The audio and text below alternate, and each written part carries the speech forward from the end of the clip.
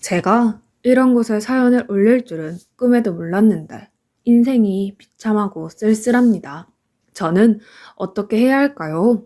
부디 시간 내주시어 많은 의견 남겨주시면 하나하나 모두 읽어보고 참고하려 합니다. 새 가족 먹고 살려고 열심히 노력했는데 원래 타고났기를 가난하게 태어나서 그런지 부자가 되기란 참 어려웠습니다. 아니, 솔직히 부자를 바란 적도 없어요. 저희 부부, 정확히는 저희 부부 아래에서 태어난 외동아들이 공부하고 밥 벌어먹고 살 때까지만 무리 없이 지원해줄 수 있는 경제 형편이 되기를 바랐습니다. 결혼한 이후 저도 남편도 정말 뼈 빠지게 농사만 지으면서 어떻게든 제대로 아들 뒷바라지를 하기 위해서 노력해왔습니다.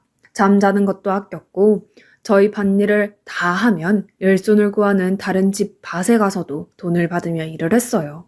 하지만 돈을 벌면 버는 대로 전부 빠져나가고 저희가 시골에 살기는 했어도 버스를 타고 가면 그래도 학생들 다니기 괜찮은 학원가가 있었던지라 저희 아들을 그런 학원에 좀 보내주려고 해도 돈이 없으니 보낼 수가 없었습니다. 늘 아들에게 미안한 마음에 얼굴 제대로 볼 새도 없이 그저 일만 했어요. 하지만 저희 아들은 참 속이 깊은 아이였습니다. 공부하는 걸 좋아하는지라 다른 친구들이 학원 다니고 문제집 많이 사서 공부하는 이야기를 할 때마다 부러워하는 티가 났는데 저희 집 사정을 알아서인지 저에게 단 한 번도 학원 다니고 싶다고 하거나 문제집 사고 싶다는 이야기를 안 했었어요. 엄마가 문제집 사다 줄까? 뭐 필요한 거 없어?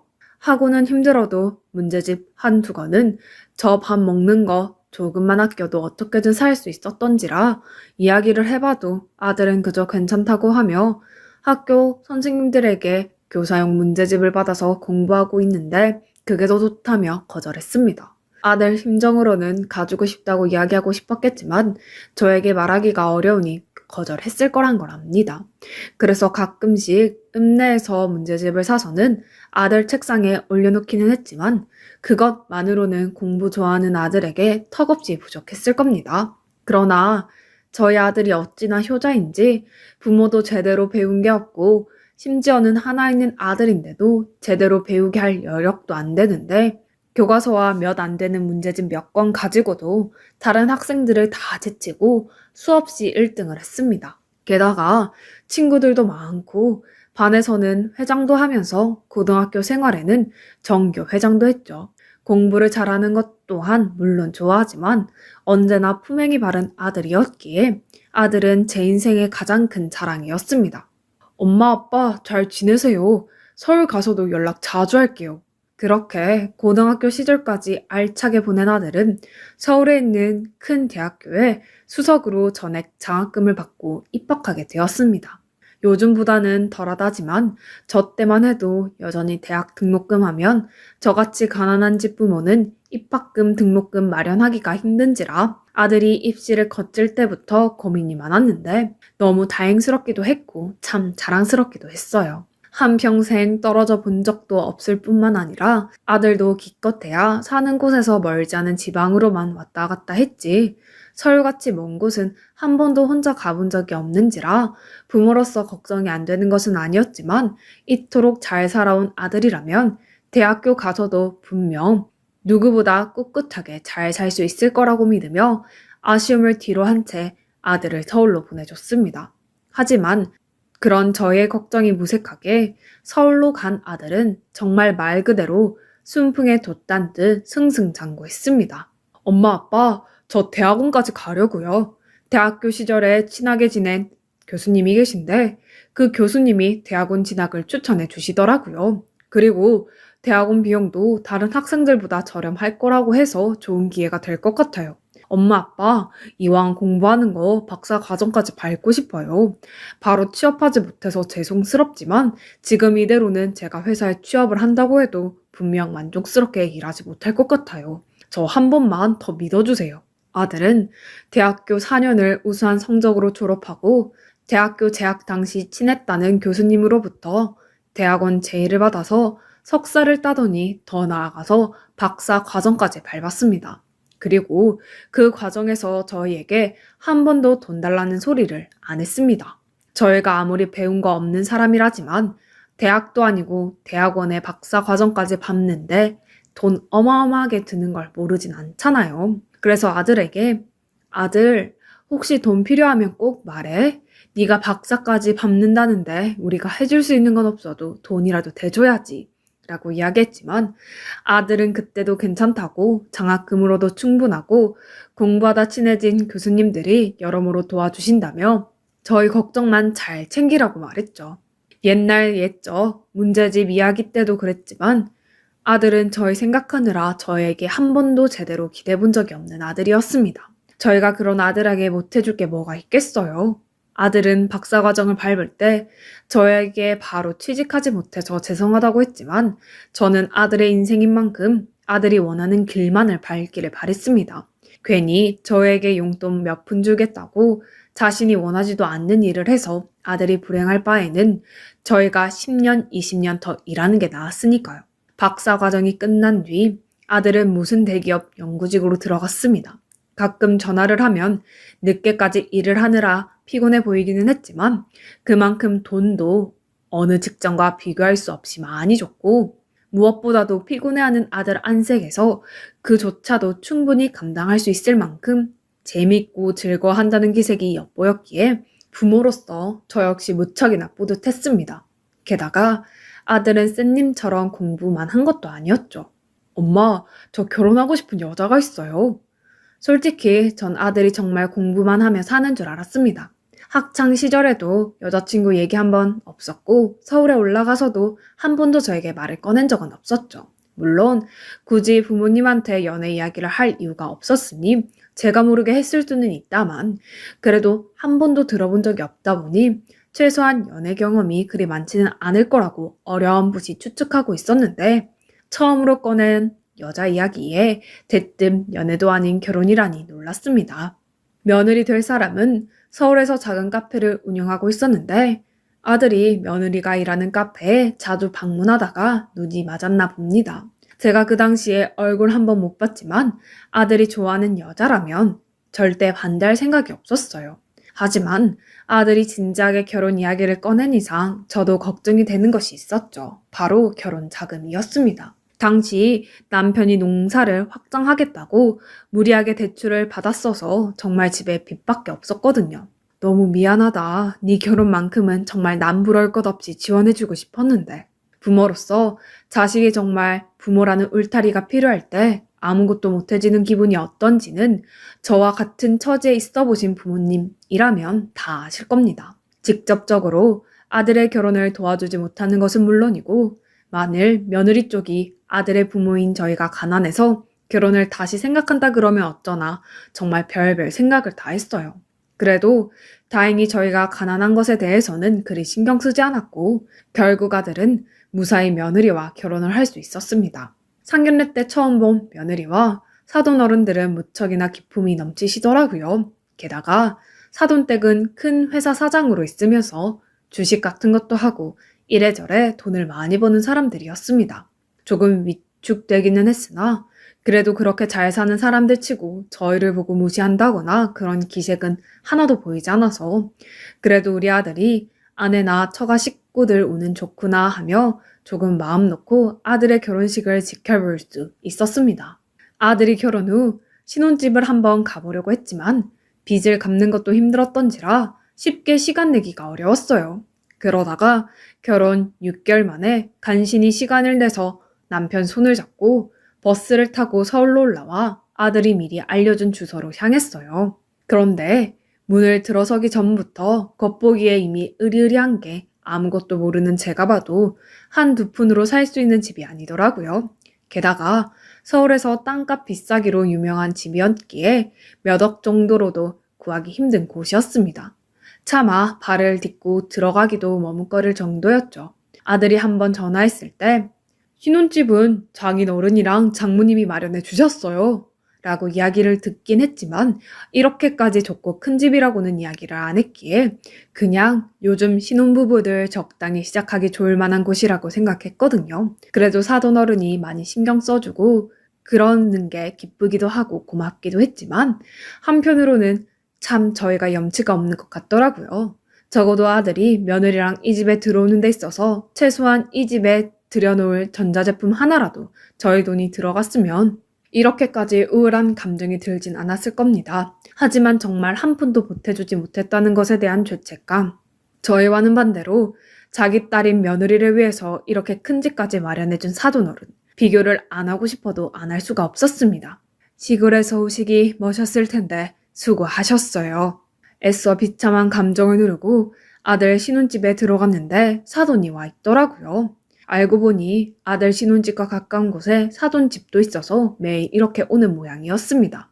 어쩐지 처음 상견례 할 때와는 다르게 조금 살살 맞고 저희를 위아래로 훑어보는 눈빛이 이상하기는 했으나 방금 전 집에 들어오기까지 아들에 대한 미안함으로 우울했던 것 때문에 잘못 생각이 든 거겠거니 하고 넘겼습니다. 하지만 며칠 머무는 동안 제가 느낀 이상한 감각이 착각이 아니었음을 깨달았죠.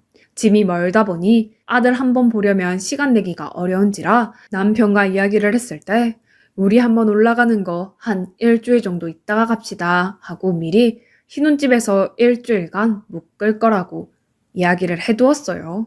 물론 그때는 사돈이 같이 있는 건 줄은 몰랐지만 며느리 입장에서는 시부모랑 같이 있는 것이니만큼 친정 식구들이랑 같이 있고 싶어 할 것 같아서 당연히 괜찮았어요. 하지만 사돈이 저희가 부딪히는 대로 사사건건 시비를 걸든 얘기를 했어요. 우리 정이 고사리 못 먹는데 그런 것도 모르셨나요? 아무래도 젊은 애들끼리 살다 보니까 반찬 같은 것도 제대로 못해 먹을 것 같아서 시골에서 올라오며 저희가 기른 채소랑 과일들을 바리바리 싸들고 왔습니다. 그리고 신혼집에 온 첫날에 미리 반찬부터 해주려고 열심히 고사리 씻고 시금치를 다듬고 있었는데 부엌을 기웃대던 사돈이 날카로운 목소리로 이야기를 하더군요. 며느리가 못 먹는 것에 대해선 들어본 적이 없었기에 너무 당황했습니다. 그래서 몰랐다고 미안하다고 이야기를 하고 우리 아들이 제가 해주는 고사리 무침을 좋아해서 그거 생각이 나서 가져온 건데 생각이 짧았네요. 그 대신 가져온 나물들 많으니 나머지는 꼭 며느리 좋아하는 걸로 만들어 놓을게요 라고 했습니다. 하지만 영 마음이 안 드는지 혼잣말로 아니 요새 저런 거 마트만 가도 더 깨끗한 거 쉽게 살 수 있는데 시골에서 사는 거 광고하는 것도 아니고 하고 나갔죠.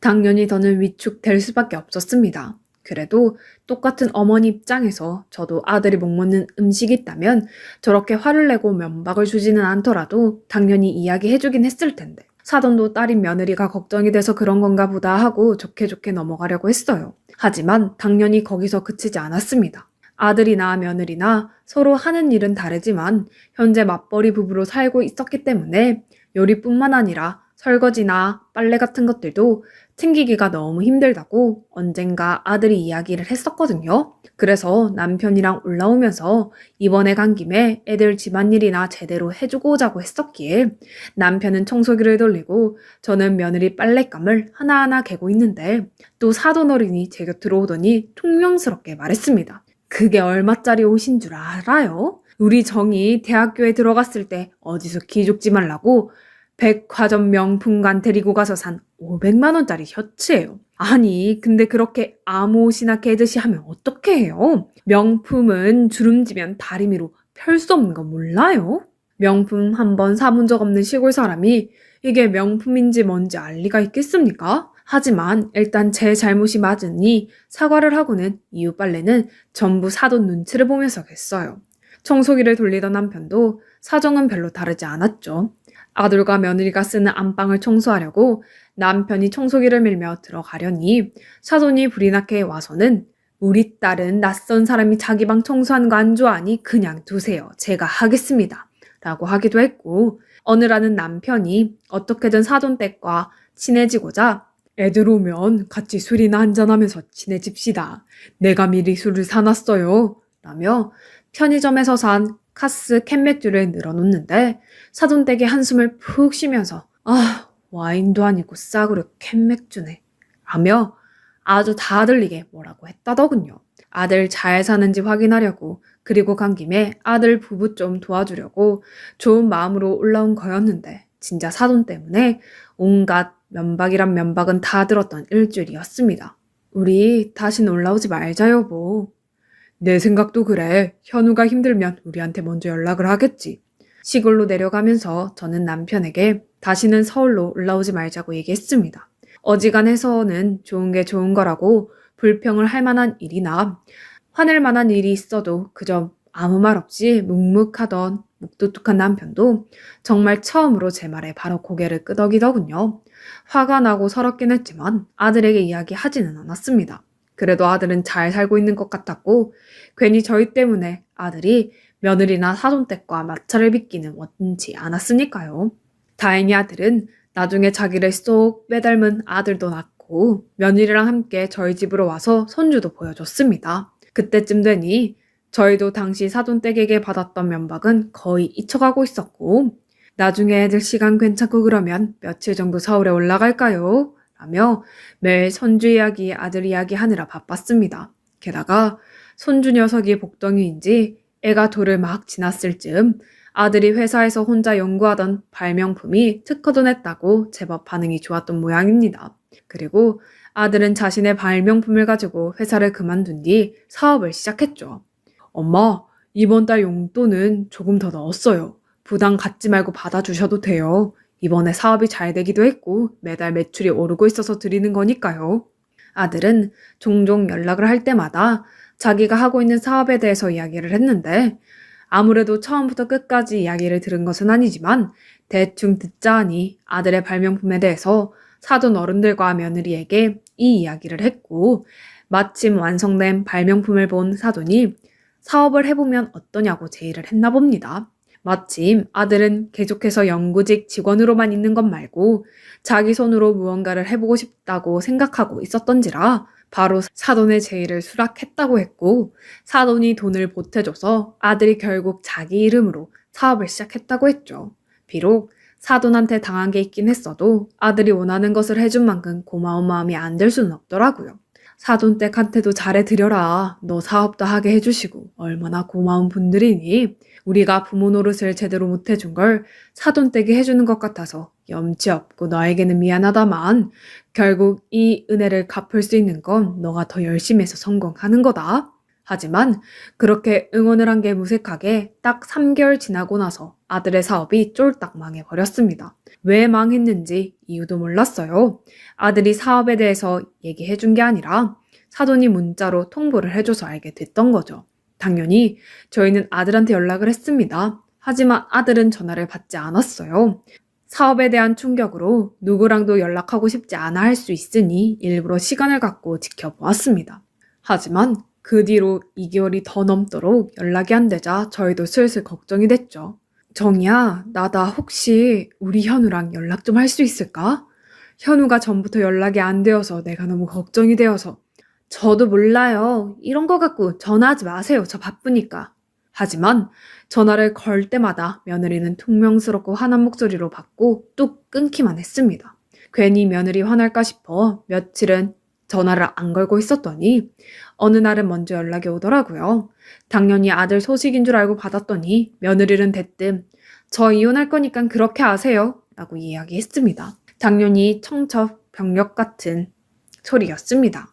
남편이랑 그날 대충 짐을 싸고 급히 서울로 올라갔습니다.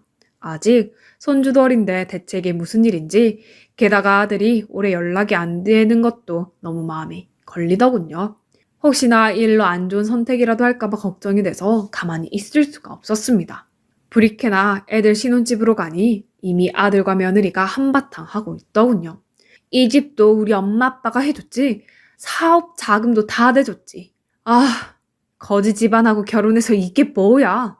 저는 아무 말도 할 수 없었습니다. 며느리가 버릇없이 말하고 있다는 걸 알고는 있었지만 그 모든 것이 사실이기에 입을 다무는 것이 최선이었어요. 저와 남편이 가만히 있자 아들이 네 머리 돌머리라서 고등학교밖에 안 나왔잖아. 내 스펙 보고 결혼한 거 아니야? 그러면 당연히 그 정도는 감수해야지. 서로 얻어가는 게 있는 건데 왜 당신만 우리 집한테 뭐라고 그래? 라며 며느리한테 반박했습니다. 저는 아들이 정말로 며느리를 사랑해서 결혼하는 거라고 생각했는데 대화 흘러가는 걸 보니까 사랑하지 않으면서 배경만 보고 결혼했던 것 같아요. 어떻게든 제가 싸움을 말려보려고 했지만 화가 났는지 며느리는 결국 자기 가방만 들고는 쿵쿵 발소리를 내며 집을 나갔습니다. 걷지도 못하는 어린 손주를 두고 말이죠. 농사를 계속 지어야 했기에 남편은 다시 시골로 내려보내고 저는 아들 대신 집에서 남아 손주를 돌봤습니다. 정먹이 때 아이를 키운 지 너무 오래되기도 했고 나이가 나이다 보니 힘들었지만 아들을 위해서 견뎠습니다. 게다가 아들은 며느리와의 싸움 이후로 매일 술에 취해서 돌아왔기에 저는 손주 말고 아들마저 챙겨야 했어요. 따뜻한 북엇국으로 아침을 차려주고 아들이 느리게 한 숟갈씩 뜨면 그 모습을 가만히 지켜보다가 설거지를 하고 멍하니 소파에 앉아 TV를 보는 둥 마는 둥 하는 아들의 곁에서 빨래를 개다가 미안하다는 말만 조용히 남기는 날이 이어졌습니다. 만약 저희 집이 잘 살았다면 아들이 다른 여자 집안의 배경을 볼 필요도 없었을 테고 그러면 정말 사랑하는 여자와 결혼을 해서 그 누구보다도 행복하게 살 수 있었을 텐데 제가 모든 걸 망친 것만 같았습니다. 그러던 어느 날 제가 신혼집에 한 달 정도 머무르며 아들과 손주를 봐주고 있을 때 며느리에게 전화가 왔어요. 저희 친정집 주소아시죠? 제 옷장에는 검은 코트 가지고 저희 친정집 1층으로 와주세요. 갑작스러워서 무슨 일인가 싶었지만 일단 급히 필요한 건가 보다 싶어서 옷을 가지고는 사돈댁으로 향했습니다. 그리고 내심 이런 방법을 통해서라도 아들과 며느리가 화해할 수 있을 거라고 생각했어요. 그런데 막상 갖다 주니 이거 말고요. 다른 검정색 코트예요. 라고 하는 통에 2번을 더 왔다 갔다 했습니다. 그러면서도 아들 이야기는 아무것도 없었죠. 그런 이상한 요구는 그날만의 일이 아니었습니다. 그 뒤에도 어머니, 제 방에 있는 베이지색 핸드백 좀 갖고 와주세요. 제 방 서랍에 영양제 있는데 그것 좀요.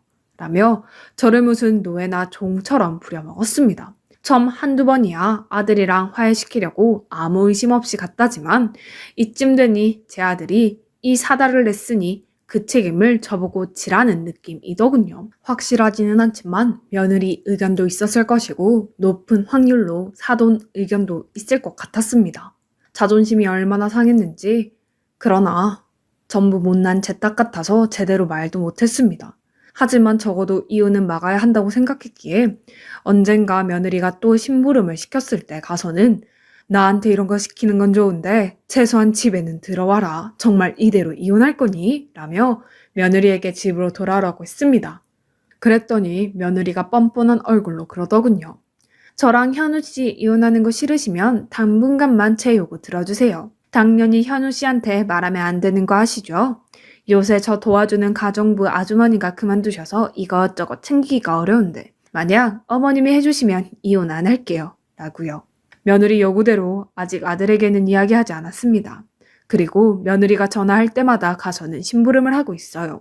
아들에게 말하면 당장 이혼할 것 같은데 아들도 아들이지만 어린 손주 녀석이 엄마 없이 살게 하긴 싫고 집에 돈도 없다는 게 너무 걸려서 그냥 가만히 며느리가 시키는 것을 아무 말도 안 하고 들어주고 있습니다. 하지만 지금 이런 짓을 한 지가 거의 3개월이 다 되어가는데 며느리는 아직도 집에 들어오지 않네요.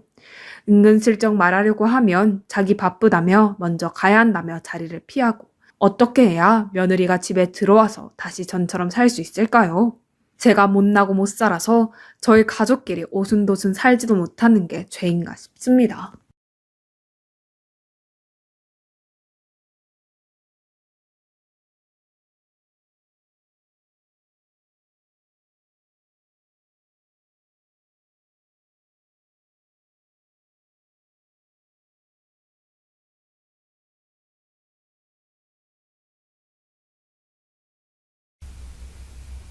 안녕하세요. 저는 50대 여자입니다.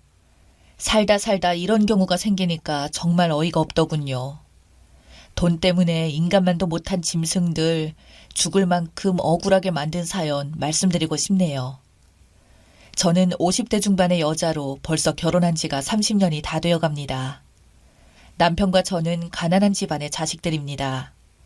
남편과 처음으로 시댁에 인사드리러 갔을 때 반 지하방에서 살고 있는 시부모님을 뵀었고 저희 집은 그보다 조금 나았을 뿐이지 가진 거 하나 없었어요. 고등학생 때는 아버지께서 공사장에서 노가다 일을 하시다 갑자기 사고로 돌아가셨거든요. 그 이후로 어머니 혼자서 저를 힘들게 키워주셨는데 그나마 다행이었다면 제가 고등학생 때라 몇 년 뒤에 저도 경제적인 최소한의 저희 몫을 할 수 있었고 거기다 아버지 사망 보험금까지 해서 겨우겨우 버티면서 살았지만 저희 집도 가난한 것은 마찬가지였어요. 정말 경제적으로 없이 결혼한 둘이 뭐가 있었겠나요? 죽어라 그냥 둘이서 일하는 수밖에 없었습니다. 그래도 혼자서 모으던 돈을 둘이서 모으기 시작하니까 조금은 나아지나 싶었는데 남편이 갑자기 아이를 가지기를 원했고 그렇게 아이를 하나 둘씩 낳기 시작하자 돈은 계속 모자르기 시작했습니다. 남편이나 저나 제대로 된 교육을 받지 못했던 터라 남편은 현장 노가다로 돈을 벌었고 저는 식당을 나가서 돈을 벌었죠. 그나마 저에게 희망은 가족이었어요. 아무리 힘들어도 퇴근 후에 집에 들어와서 아이들의 얼굴을 보면 그저 인생이 참 행복했습니다. 하지만 남편은 저와는 다르게 그게 아니었는지 매번 직장을 오래 다니지 못했습니다. 술만 먹었다 하면 주변 사람들과 폭행의 시비까지 걸어서 유치장에 들어간 걸 사정사정해서 빼내고 없는 살림에 빚까지 내서 합의금을 주기도 했으니까요. 그래도 집에서는 적어도 주사를 부리지 않았기에 어떻게든 버틸 수가 있었습니다. 한 번은 너무 심적으로 지치고 힘들어서 남편과 진지하게 이혼할 생각을 해보기도 했지만 제 소중한 아이들에게 차마 아비 없는 아이들로 키우기 싫었기에 그때마다 제 스스로 세뇌하며 집에서 남편이 주사가 없는 게 어디냐고 수도 없이 생각했었죠. 남편의 성격은 정말 붕어빵 마냥 시어머니를 닮은 것 같았습니다.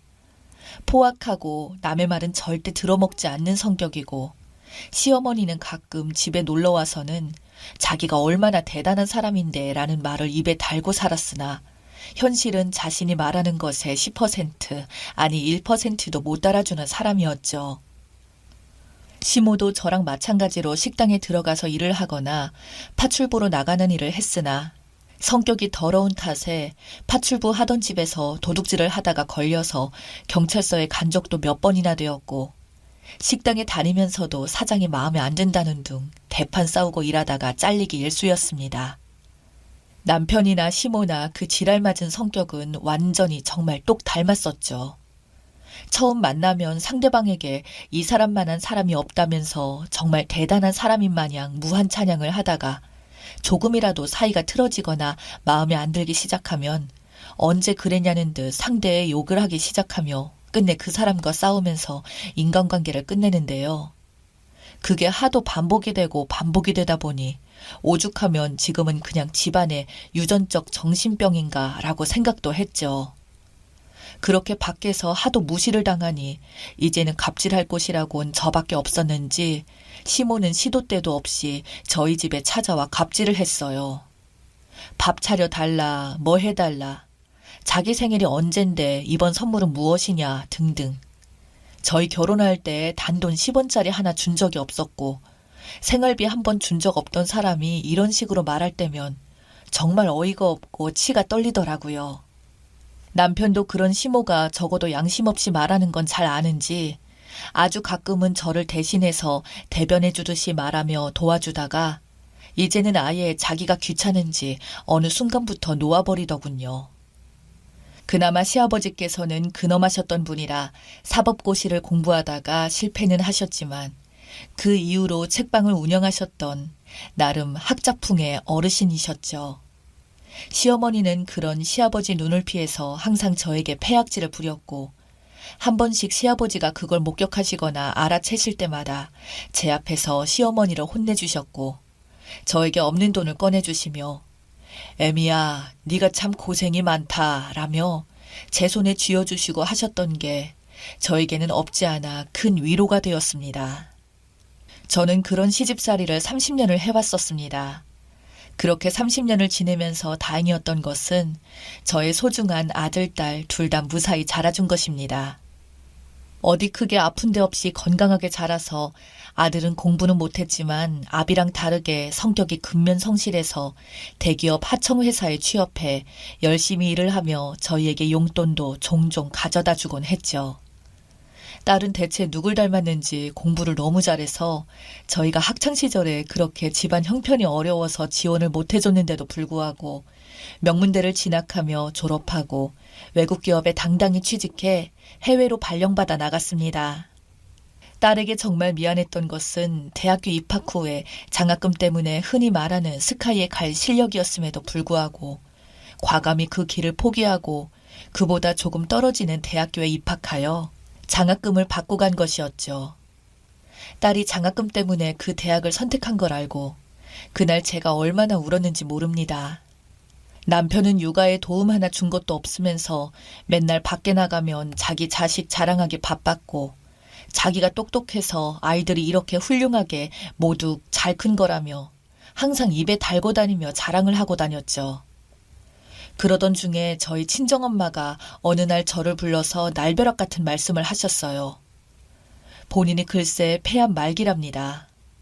아니, 태어나서 담배 한 번 안 피우던 엄마가 어떻게 폐암이냐고, 잘못된 거라고 저는 병원에 다시 같이 가보았지만 폐암이 꼭 담배를 피워야지만 걸리는 건 아니라며 마음의 준비를 하라고 하더군요. 그때부터 저는 정신이 나간 상태로 엄마를 모시고 이 병원 저 병원을 돌아다니자 남편과 시모는 저에게 아니, 이미 폐암이라는데 무슨 병원을 그렇게 계속 싸돌아다녀. 다 돈 낭비야. 사람 죽을 때가 되어서 죽는다는 건데 헛짓거리 이제 그만하고 그냥 받아들여. 라고 말을 하셨습니다. 저는 그 말을 듣는 순간 눈이 돌아가 시모에게 격하게 소리를 질렀죠. 어머님, 그게 말이에요? 어디 두고 보세요. 나중에 돌아가실 때 제가 그 말 똑같이 해드릴 거예요. 병원도 안 보내드릴 겁니다. 라고요. 옆에서 지켜보던 남편이 저에게 위아래 없이 까분다며 갑자기 제 뺨을 갑자기 내리치더군요. 그래도 자기 엄마라고 남편이 저에게 하는 걸 보고 그때 이미 전 이혼하려고 마음을 먹었습니다. 제가 이혼할 거라고 으름장을 놓자 남편은 저에게 오냐, 그래 이혼해주겠다며 그러면서 자기 자식들은 이 집안 자손이니 앞으로 죽어서도 자식들 얼굴 볼 생각하지 말라고 하더군요. 저는 더 이상 말 섞는 것이 어이가 없어서 그냥 무시하고 나와 그날부터 엄마랑 같이 지내며 병원에서 같이 붙어서 지냈습니다. 남편과의 이혼은 우리 엄마 가시기 전까지 미룰 거라고 생각하고 지냈는데 저희 친정엄마가 남편을 불러서 그래도 수십 년을 부부로 살아왔는데 이쯤에서 그냥 좋게 화해하는 게 어떻겠냐고 하는데도 남편은 그 앞에서 대놓고 코웃음을 치며 비아냥거리던 인간이었죠. 그걸 보던 엄마가 친정아빠가 돌아가시기 전에 증조 할아버지로부터 물려받은 땅이 있다며 그걸 전부 다 저한테 주고 갈 거라며 한번 참아보라고 하더군요. 그 말을 들은 남편 놈은 순간 눈빛이 변하더니 그래봐야 논 풀밭 아닐 거냐고 비아냥거렸습니다. 그래도 그때부터 그 땅에 엄청 관심이 있어 보였어요. 남편에게는 말은 안 하고 저도 당시 신경도 안 쓰고 있던 터라 엄마를 돌보다가 엄마가 돌아가시고 나서야 저는 그 땅에 대해서 알게 되었는데요. 정말 버려진 땅이 수십 년 동안 가격이 어마어마하게 올라 지금은 무려 다 팔면 10억 원 가깝게 손에 쥘 수 있는 돈이 되었더군요. 남편과는 엄마의 장례식 직후에 남편과 이혼 소송을 했었습니다. 저는 남편에게 이혼할 테니 그동안 모은 돈의 절반을 달라고 하자 남편은 저에게 10원짜리 하나 못 준다며 저에게 오히려 나가라고 욕을 퍼붓던 그 인간한테 저는 돈을 받기 위해서 소송을 했었거든요. 그런데 이혼 소송 중에 남편은 친정부모님의 재산을 알게 되자 저에게 길길이 날뛰며 제가 큰돈이 갑자기 생기니까 몇십 년을 같이 살아온 남편을 이제는 버리려고 한다고 저를 그냥 돈 때문에 남편까지 버리려는 파렴치한 여자로 만들어버리더군요. 저도 그 말을 듣고 있으니 너무 화가 나서 졸도까지 했었습니다. 변호사님께서는 그렇게 힘들게 싸울 이유가 없다며 일단 말도 섞지 말고 법으로만 대응을 하라고 하더군요. 이혼 소송을 한 시점과 재산을 확인한 시점을 생각하면 제가 상속받을 재산에 대해서 남편에게 나눠줄 이유도 없고, 그런 식으로 모욕을 계속하면 그건 고소로 대응을 하라고 해서 남편에게 그 이후 모든 걸 법적 대응을 하겠다고 했죠. 남편도 처음에는 저랑 이혼하고 제 부모님의 재산 절반을 내놓으라고 하더군요. 그러다 본인도 이제 씨가 안 먹히는지 헛소리라는 걸 알았는지 태도를 달리 바꿔서 저희 집 앞에 찾아와 마치 저와 연애 초기의 남자처럼 꽃다발도 가져다 주고 별의별 헛짓거리를 다 하는 겁니다. 그러면서 저에게 하는 말이 오랫동안 떨어져 있어 보니 저의 소중함을 알겠다고, 거기다가 시모까지 같이 와서 울기 시작하는데 와, 진짜 기가 막히더군요. 저는 그래서 코웃음 치면서 비아냥거려줬습니다. 돈이라는 게 정말 대단하긴 한가 봐요. 그 엉덩이 무겁고 자기밖에 모르던 인간들이 돈 받는다고 하니까 어쩜 이렇게 손바닥 뒤집듯이 변할 수가 있는지. 당신들 태도 바뀐 거 정말 역겨우니까 쇼 이제 그만하고 나가 라고 말했고, 저의 그런 말에 눈이 돌아간 두 모자는 흥분하며 저에게 급기야 손찌검까지 했고 끝내 경찰까지 출동하게 되었습니다. 그렇게 저는 결국 우여곡절 끝에 이혼을 하게 되었네요. 남편과 그동안 벌은 쥐꼬리만한 재산까지 서로 나눴고 제 친정 재산으로 지방에 내려가 작은 아파트 하나 사서 현재 혼자 살고 있습니다. 제 아들, 딸들도 아빠보다 저를 좋아했었기에 아빠를 버리고 항상 명절이면 제가 살고 있는 집으로 찾아옵니다. 남편은 지금도 잊을만 하면 전화가 와서 제가 정말 필요하다고 말을 하는데, 제가 필요한 게 아니라 돈이 필요한 걸 누가 모를까요? 그 인간들 정말 꿈에서도 두 번 다시는 보고 싶지 않네요. 제 이야기 들어주셔서 감사합니다.